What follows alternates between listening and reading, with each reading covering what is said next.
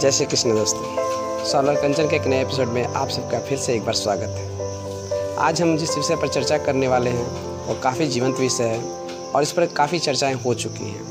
आज का जो टॉपिक है वो यह है, बायकॉट चाइना कितना प्रासंगिक और आत्मनिर्भर भारत कितना संभव। आज हमारा देश पूरी दुनिया की जनसंख्या के आधार पर दूसरा सबसे बड़ा देश है और पूरी दुनिया के जितने भी देश हैं उनमें क्षेत्रफल के आधार पर हमारा देश का स्थान 7वां नंबर। हमारा देश पूरी दुनिया के 17% जनसंख्या का भरण पोषण करता है। 17% जनसंख्या भारत पोषण करता है, कितनी बड़ी बात है। आज पूरी दुनिया की 5वीं सबसे बड़ी अर्थव्यवस्था हम हैं। ये पहले बहुत ज़्यादा था, आप ज़्यादा ना पीछे जाइए, सन 2000 से लेकर के 2010 के बीच यह 10वां स्थान था। धीरे धीरे कवर होते होते आज हम 5वें स्थान पर आए। अब आते हैं थोड़ा सा भारत के अर्थव्यवस्था के इतिहास पर एक प्रकाश डालते हैं। पहली सदी में, यानी आज 2000 है ना, तो 2000 बनेगा तो कितने, जब 100 सदियों का, जब 100 ईयर्स का, जब 20 में आप गुणा करेंगे तब ना 2000 होगा। पहली सदी में जब 100 तक चला था उसमें भारत सोने की चिड़िया कहलाता था। अलग अलग आंकड़े हमारे पास हैं, लेकिन उस समय हमारे देश की जीडीपी पूरी दुनिया की कितनी, पूरी दुनिया की 52.9% थी। सन 1000 में, अभी 2000 चल रहा है, आज से ठीक 1000 साल पहले यह घट करके 33% हो गई और सन 1500 में यह 24.5% हो गई और सन 1700 तक आते आते 24.4% हो गए। बात थोड़ा कॉम्प्लिकेटेड लग रही है तो उसको आप ऐसे समझिए।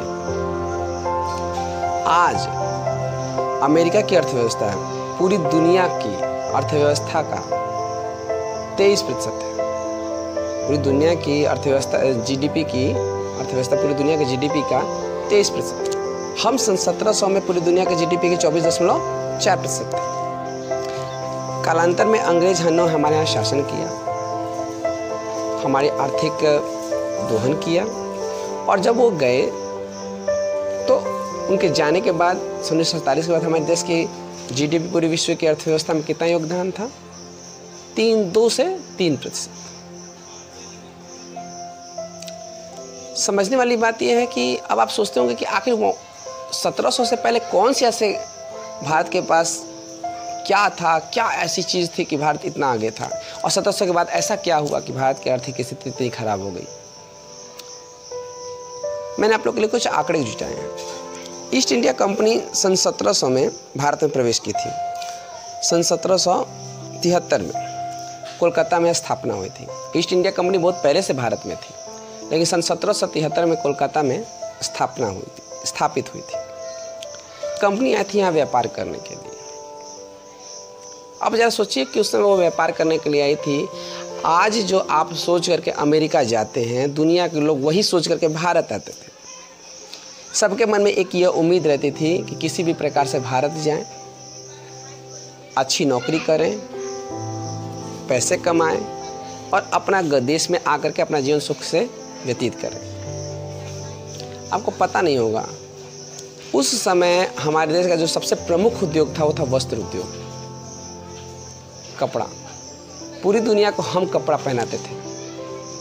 हमारे यहाँ का ऊन, हमारे यहाँ का सूती वस्त्र और हमारे यहाँ का सिल्क पूरी दुनिया में एक्सपोर्ट किया जाता था। आपको विश्वास नहीं होगा कि गांव के गांव, बड़े बड़े शहर धुलाई के लिए प्रसिद्ध थे, बड़े बड़े शहर रंगाई के लिए प्रसिद्ध थे। कोई एक शहर ऐसा था जो सिर्फ केवल कपड़े ही धुलता था, कोई एक शहर ऐसा था जो सिर्फ कपड़े की रंगाई ही करता था। इतने बड़े पैमाने पर काम हुआ करते थे। आज जो जुलाहे होते हैं, जो कपड़े बुनकारी करते हैं, वो बड़े बड़े शहरों में रहा करते हैं। जैसे आज के लोग बड़े बड़े शहरों में नौकरियां करने जाते हैं।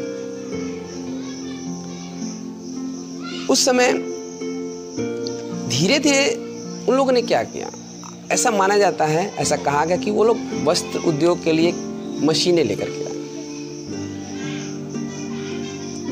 वस्त्र उद्योग के लिए मशीनें लेकर के आए और मशीनों से उनका जो उत्पादन क्षमता था वो बढ़ गया और हमारे लोग जो पारंपरिक तरीके से वस्त्र का उत्पादन करते थे, चूँकि वो हाथ से उपयोग करते थे, हाथों का उपयोग करते थे, उनके पास मशीनें थी नहीं, तो वह पिछड़ते चले गए।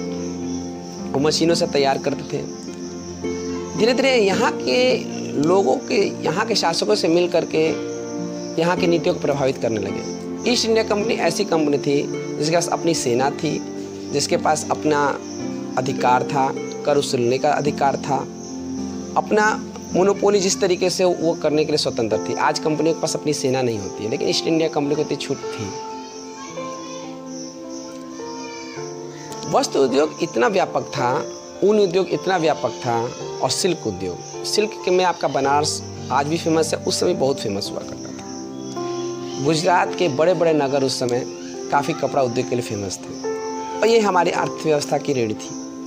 उसके बाद से आभूषणों का बनना, उसके बाद से आभूषण का बनना, फिर से धातु उद्योग, रक्षा के उपकरण, चीनी उद्योग, बर्तन उद्योग, तेल और इत्र का बनाना, फिर से चमड़ा उद्योग। ये कौन सा ऐसा काम नहीं था जो भारत में नहीं होता था। और उस समय बड़े बड़े कारखाने लगा के काम नहीं होते थे, हर एक गांव में कोई ना कोई स्पेशलिस्ट होता था। आज उसी का आप विकृत रूप देखते हैं कि आपके पास एक बढ़ई है जो आपके सारे घर का काम कर देते हैं, आपके पास कुम्हार हैं जो आपको बर्तन प्रोवाइड करते हैं। बर्तन का कितना बड़ा मार्केट था, मिट्टी के बर्तनों का। धीरे धीरे चीज़ें बदली, परिस्थितियाँ बदली, मशीनें आई, चीज़ों का ट्रांसफॉर्मेशन हुआ।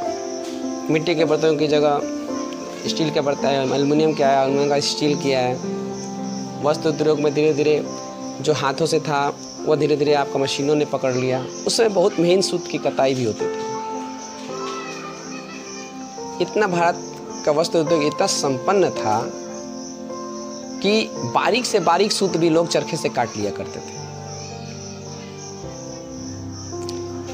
ये बात आप लोगों को बताने का ये उद्देश्य है कि उस समय, याद रखिए, अभी तक कहीं भी मैंने सरकारी नौकरी नहीं कहा है,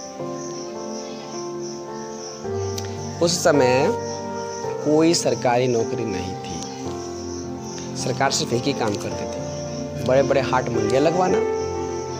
आप अपने माल को बेचिए, माल को एक्सपोर्टर्स के लिए अलग मंडियाँ थी, लोकल के लिए अलग मंडियाँ थी। एक्सपोर्टर्स आते थे, इम्पोर्ट वहाँ से आप खरीदते थे, वो अपने देशों में लेके जाया करते थे। पाबंदियाँ नहीं थी कि पैसे से ही आप माल ले सकते हैं। अनाज के बदले भी लोग कपड़े ले लेते थे। दुनिया के देश के लोग, चूँकि पूरी दुनिया के लोग हमारे यहाँ से सामानों का आयात करते थे।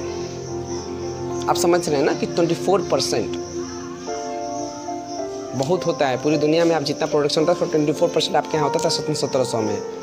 और पहली सदी में तो पूरी दुनिया में जितना प्रोडक्शन होता है उसका 50% तो भारत में प्रोडक्शन होता था। ध्यान दीजिए, यहाँ पे प्रोडक्शन की बात हो रही है, न कि नौकरी की बात, प्रोडक्शन की बात हो रही है। आप समझिए इस चीज़ को। कहीं हमसे चूक हुई, हम समय के साथ आगे नहीं बढ़ पाए, और अंत में क्या हुआ, धीरे धीरे सारा उद्योग धंधा चौपट हो गया। हमारी निर्भरता विदेशी सामानों पर पड़ने लगी। एक समय ऐसा आया कि तकरीबन हर एक बड़े बाजार पर अंग्रेज़ों का अधिकार हो गया। आज मोदी जी जब ये कहते हैं कि बाइकआउट चाइना के बारे में जब भी बात होती है, लोग बहुत मजाक उड़ाते हैं। कई लोग आत्मनिर्भर भारत का मजाक उड़ाते हैं। ये आज पहली बार नहीं हो रहा है। सन 19वीं सदी में भी जब आज़ादी की लड़ाई लेते थे ना, तो विदेशी कपड़ों की होली जलाई गई थी, इसलिए क्योंकि आर्थिक कमर टूटे और अंग्रेज यहाँ से हटे। उस समय चरखे का, तब जाकर के गांधी जी ने चरखे का महत्व बढ़ाया, लोगों सूत काटना शुरू कर दिया, घर पे लोग पारंपरिक वस्त्र बनाना शुरू कर दिए। आप ऐसा समझिए ना कि अभी भी सन 1901 से लेकर के सन 1947 के बीच भी भारत के पास इतना पैसा था कि दुनिया का सबसे धनवान आदमी टाइम्स मैगजीन में है, हैदराबाद का निज़ाम था।